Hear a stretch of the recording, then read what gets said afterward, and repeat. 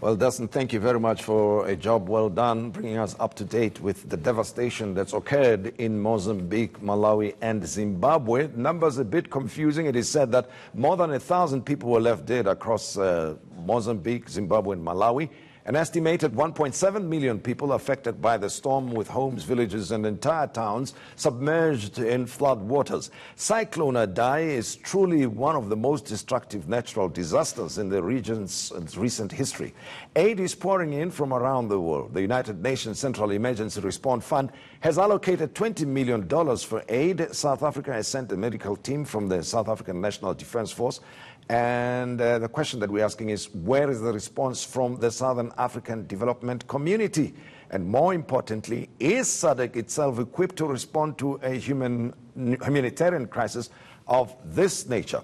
I'm joined in the studio to discuss this by Professor Anthony van Nieuwkerk, Associate Professor at the Wits School of Governance, and he's in the studio as indicated, and Professor Vishwas Sadga, who is Associate Professor International Relations at Wits University and climate change activist, joining us via Skype. Now, Prof. van Nieuwkerk, you said you actually take up issue with the number that is being reported in the media. You say it's substantially larger than that. Tell me more. Why and where do your numbers come from?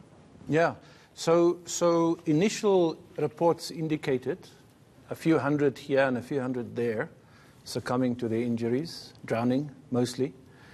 But as teams started to filter into the affected areas around Beira, particularly in central Mozambique, but also elsewhere in Zimbabwe, it became apparent that the water mass that flooded into this country areas took out entire villages.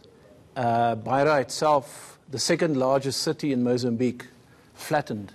And it's becoming apparent that the death toll is not around 1,000 or so. Yeah. It's around 10,000. 10,000? Or more. Yeah.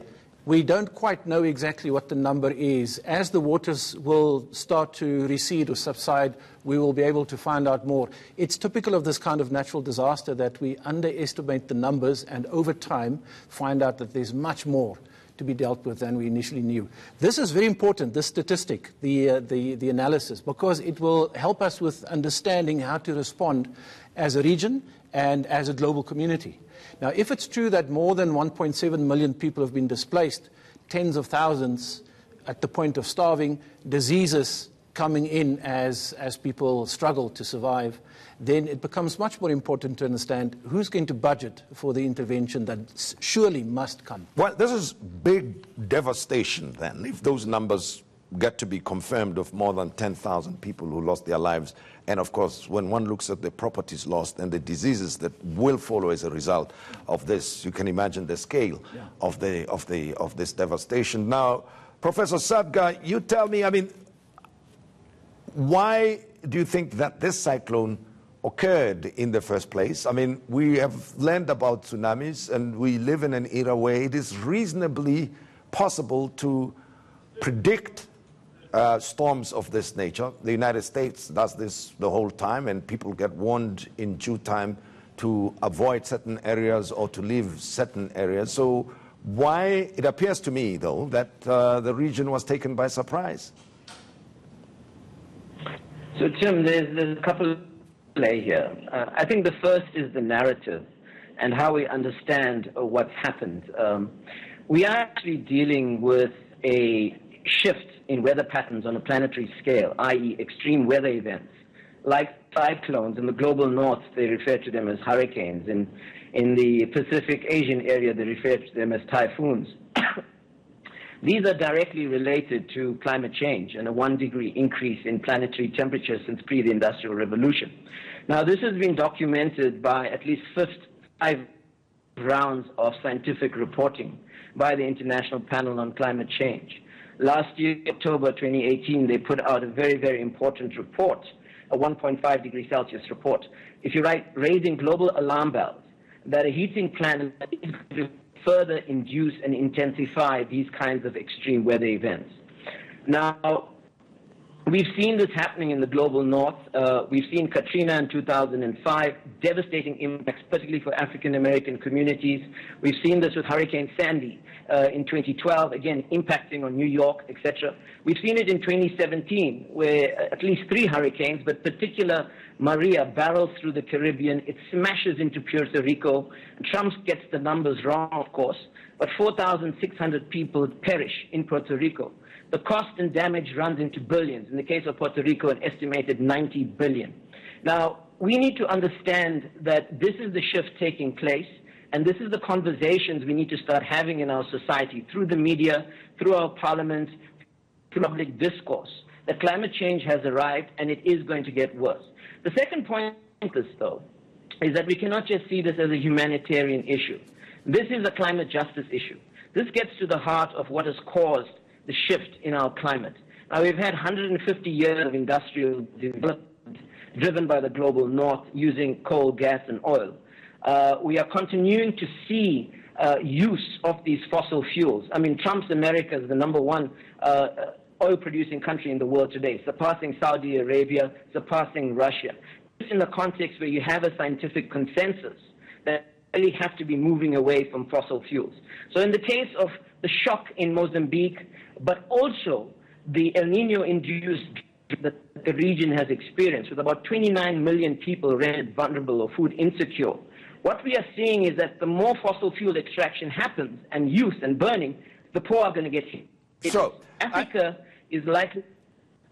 Well, I'll come back to that point in a moment, Professor Satgar, but I want to deal with one part of what you said earlier on, that if the governments in the region are not responding adequately, and in the South African context, this happens at the time when South Africans are focused on load shedding.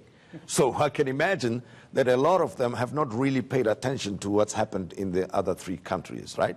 Including our government, it has not really highlighted this as a major point. Yeah. As individuals, it's very hard to relate to that particular story. So, Anthony von Niekerk, I want you to tell me, why do you think the governments responded in the manner that they did? Because we've got SADC, it's a community, it's an organization that's been established to deal with whatever crises in the region. But this time, not much of a squeak from anyone. Yeah. You know, Tim, we shouldn't do intellectual load shedding. Yeah. Our foreign minister said, we didn't know the cyclone was coming. What is this? I think you and me and any other informed person were watching the weather patterns, and a week before the cyclone hit was understanding this thing is coming in from the Indian Ocean, and with the understanding that this is going to have potentially devastating consequences, which means that SADC, the organization with headquarters in Gaborone in Botswana, had to press all the red alarm bells. It has sophisticated structures. There's a disaster risk reduction unit on the 6th floor of the SADC headquarters, where you should push the button. There's an early warning system where all 16 member states of SADC work together. So if a drought, a flood, a cyclone, a tsunami is coming, a rinderpest disease is coming our way, which impacts across borders, then surely SADC is the organization that must bring us together to develop a response. Now, I'm very concerned. The minister said we didn't understand the weather pattern. It refers to our colleague on Skype, his comments about understanding the narrative and what is happening. The second thing is we have an organization. We pay membership fees. We contribute, we participate. Sometimes we even lead SADC as a country. Yet, it seems to me that the member states are so concerned about their own narrow national interests that it takes a real kick up the back to force them to look at collaborative and collective responses to questions that will surely impact not on Mozambique only, or on Zimbabwe or Malawi, but the whole region, including South Africa. Where will the refugees go to? Who is providing medical aid? Have you seen the helicopters in the video? In fact, if I can turn the negative into a positive, if ever there was an argument for our defense force to show its relevance to society, there you are. Right. And of course, any comment in terms of the response from international organizations compared to SADC? Yes. Now, this is my concern, and this is why I'm sitting talking to you tonight, Tim. And I wanted SADC to respond first. If you go to the SADC website, I did this afternoon, there's not one word of this humanitarian tragedy or disaster that's hit the region. So they are lagging in their response. I wanted it to be the first responders because, in fact, picking up the pieces long after the floods have receded is going to be us working in the region. I'm impressed by the UN. Quick response, coordinated here from Johannesburg. They've got a warehouse in Beira. They know what they're doing. They've done this before. But the point is, as Africans, why are we not leading the rescue effort? Why is it that we should wait for outsiders to tell us how to do this? And of course, coming back to you, Professor Sadka, that it is imperative, very important that we have public campaigns, public education on what climate change is all about. Because, you know, following what Antonio van Niekerk has just said, the view I can imagine of an average person is that this is happening in another country, because we still look at ourselves, you know, as citizens of specific countries, and therefore we only respond to situations or experiences in our home countries. So when you talk Mozambique, Zimbabwe and Malawi, many would think, well, it's happening in a foreign country, so it's got nothing to do with me. But that has got to change as a view. Absolutely. So if you look at the science on climate change, Africa is going to be hardest hit, and it's already begun. We are probably going to be experiencing double the global average temperatures. At least 200 million people will start moving on our continent due to increasing climate shock estimates and forecasts done by various academics and so on. It's a very, very serious issue. It knows no boundaries. It knows no borders. Having said that, we went to the South African National Editors Forum this week on Monday. We went to the Press Council as well as the Sunday Times, to raise a whole set of concerns around media climate denial. It's not to say your program, for example, and one or two other journalists in this country are not beating the drum around climate change and the climate crisis. We have a systemic problem. The entire family of media institutions are not talking to the science around this issue. They are not presenting it to our public in an way. They are not raising awareness. Now, the media has a very important political and ethical responsibility around raising this debate in our society. There are solutions, just transition measures for adaptation, for mitigation that we have to put into place immediately. And with the media failing to raise this discourse, and not them alone, our parliament, our political leadership, with them not making these connections, we are further imperiling our society. There are going to be worse spouts than the one we're experiencing right now. There are possibly going to be cyclones that have a reach and a wider than Mozambique, which will hit South Africa. Yeah. We will have heat waves such that workers will not be able to work during the day, etc. Well, Prof, we need to have can conversation. I take your point, and it's a fair enough point. But as we are about to conclude, Professor van Niekerk, I mean, beyond that 10,000, we still are talking 1,000, right? You say when the water recedes, the flooding recedes, we're going to see the extent of the devastation, destroyed infrastructure, people who've lost lives, yes, and potential outbreaks of diseases. How should SADC and South Africa be planning for what is to come, at least in the short term? Yeah, no, I can tell you. Yeah, the first thing is our foreign minister must watch the weather more regularly. But that's just a lighthearted way of saying that we need to have informed people in doing the research and the analysis, as you have on the studio tonight, to give this information to decision makers at the right time.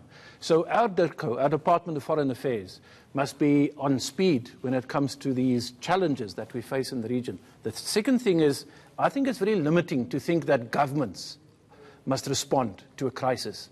I think going forward, coalitions of governments, NGOs, international aid organizations, civil society, and citizens, individuals like you and me, we all have a role to play.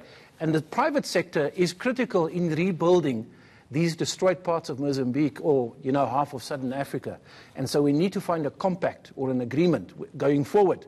So SADC, that headquarters in Gaborone, should open up and not be for government officials only arriving in their big cars. It should be accessible to you and me and the media. Antonio van Niekerk and Vishwas Sadka, thank you very much for having been my guests and raising these issues. And from you, Antonio, saying that devastation is much bigger than we think it is.